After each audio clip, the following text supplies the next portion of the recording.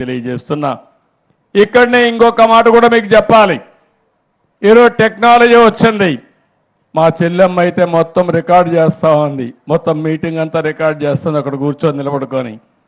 ఇలాంటి వాళ్ళు ఫోటో కావాలంటే సెల్ఫీలు తీసుకుంటున్నారు.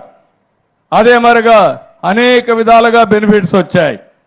టెక్నాలజీ ఏ లెవెల్కి వెళ్ళిందంటే మీ ఊర్లో ఎక్కడన్నా దోమ ఉంది అంటే ఆ దోమను చూసి ఆ దోమ పైనే మందు కొట్టి చంపే పరిస్థితికి వస్తూ ఉంది, నివారించే పరిస్థితికి వస్తూ ఉంది.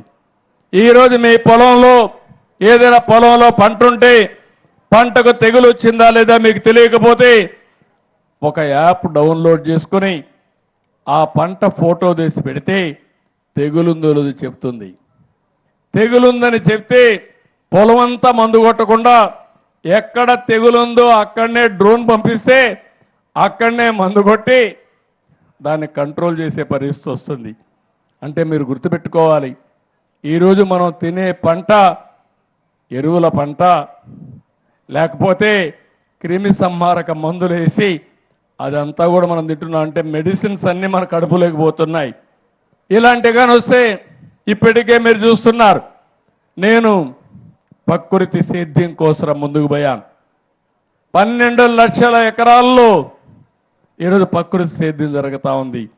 ఈ 5 ఏళ్లలో 20 లక్షల మంది రైతులు 50 లక్షల ఎకరాల్లో ప్రకృతి సేద్యానికి శ్రీకారం చుట్టబోతున్నారు.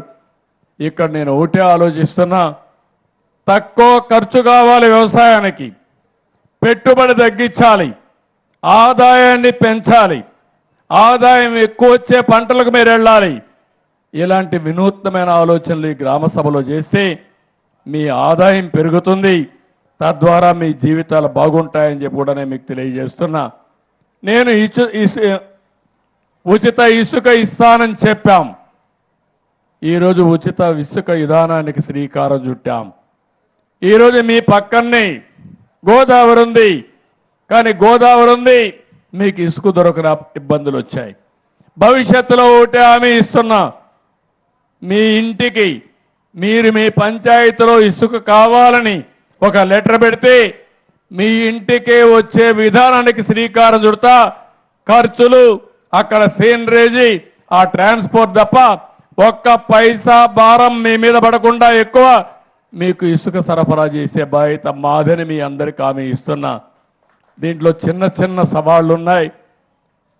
కొంతమంది ట్రాన్స్పోర్ట్లు కోరుతున్నా, మీరు కూడా గుర్తుపెట్టుకోవాలి, మీ వ్యాపారాలు జరగాలి కానీ పేద ప్రజల్ని వేధించే మార్గం ఉండకూడదు. మీరు రావడం 2-3 రోజులు